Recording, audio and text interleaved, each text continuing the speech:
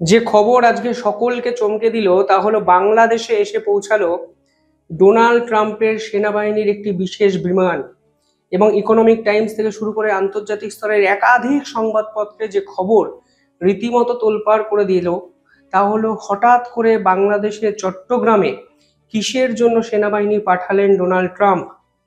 যেখানে এখানে পরিষ্কার বলা হয়েছে আমেরিকার বিমান C-130Z এই এই পার্টিকুলার এয়ারক্রাফট ক্যারিয়ারটা কিন্তু জাপানে ছিল। ডোনাল্ড ট্রাম্পের সেনাবাহিনীর পক্ষ থেকে এই বিমানটিতে প্রায় কয়েক হাজার সৈন্য নিয়ে হঠাৎ করেই চট্টগ্রামে শাহ আমাত ইন্টারন্যাশনাল এয়ারপোর্টে বিমানটি কিন্তু ল্যান্ডিং করেন। এবং পরিষ্কার বোঝা যাচ্ছে বাংলাদেশকে কেন্দ্র করে ডিপ স্টেট কিংবা আমেরিকার নতুন খেলা কিন্তু শুরু হয়ে গেছে। বিশেষজ্ঞরা কি বলছেন? বিশেষজ্ঞরা বলছেন দুটো রাষ্ট্র কমপ্লিটলি সার্ভিলেন্সের আওতায় আনতে চাইছে আমেরিকা, একটি ভারত এবং অন্যটি হলো মায়ানমার। এবং নিঃসন্দেহে বাংলাদেশকে ব্যবহার করে তারা এমন কিছু বড়সড় পরিকল্পনা করছে যা হয়তো ইতিহাসে এর আগে কেউ কখনো ভাবেনি। মায়ানমারের প্রসঙ্গে আসি। কিছুদিনের মধ্যেই মায়ানমারের জুন্টা সরকার অলরেডি ঘোষণা করেছে তারা নির্বাচন করবে এবং এই নির্বাচনে আরাকান আর্মি যদি জুন্টাদের বিপক্ষে বিভিন্ন রকম পদক্ষেপ নেয় তাহলে আরাকান আর্মিকে ব্যবহার করতে পারে চট্টগ্রামে বসে আমেরিকা।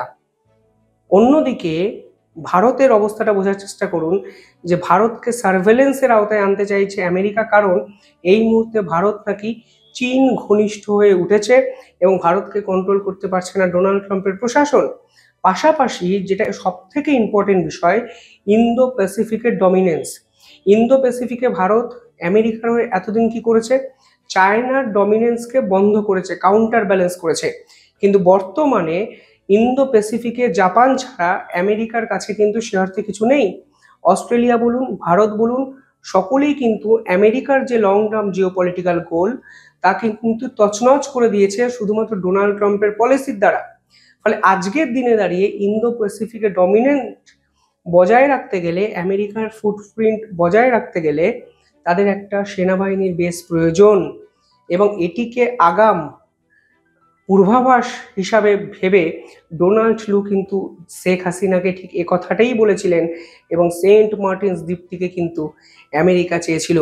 আজকে মোহাম্মদ ইউনুস ক্ষমতায় আসার পর প্রথম দিকে টালমাটাল হলেও পুরো পরিস্থিতি পরবর্তীকালে আমরা দেখলাম শুধুমাত্র ডোনাল্ড ট্রাম্পকে খুশি করার জন্য তিনি একের পর এক ডিল করলেন। বোয়িং এয়ারক্রাফট ডিল, একের পর এক ট্রেড এগ্রিমেন্ট, যেখানে বাংলাদেশের কৃষিজাত পণ্যের কথা তিনি না ভেবে ডোমেস্টিক মার্কেটকে সেফগার্ড না করে আমেরিকার জন্য মার্কেট খুলে দিলেন। আর আজকে আমরা দেখতে পাচ্ছি চট্টগ্রামের বেস ঘাঁটি, সেই ঘাঁটিটাকেও কিন্তু আমেরিকানদের ব্যবহার করতে দিচ্ছে মোহাম্মদ ইউনুস সরকার। আরও ইন্টারেস্টিং ফ্যাক্ট হলো এখানে বলা হচ্ছে যে এই মুহূর্তে দুই দেশ নাকি একটি বাইলিটারাল এক্সারসাইজ করবে এবং এই পার্টিকুলার ইন্দো প্যাসিফিক ওশিয়ানে তারা টার্গেট লাইটনিং 2025ও কিন্তু করবে। অর্থাৎ বাংলাদেশের সেনাবাহিনীকে পরিচালনা করবে আমেরিকা এবং বাংলাদেশের সেনাবাহিনীকে ইচ্ছা মতো যখন তখন কাজে লাগাতে পারবে ডোনাল্ড ট্রাম্পের প্রশাসন। নিঃসন্দেহে উল্লেখযোগ্য একটা মুভ এবং আমার মনে হয় সাউথ এশিয়ার পলিটিক্সে কিছু না কিছু ঘটতে চলেছে। আর আজকে কিন্তু এর ইঙ্গিতটা পাওয়া গেল বলে আন্তর্জাতিক স্তরে সমস্ত মিডিয়া এই খবরে ঝাঁপিয়ে পড়ল।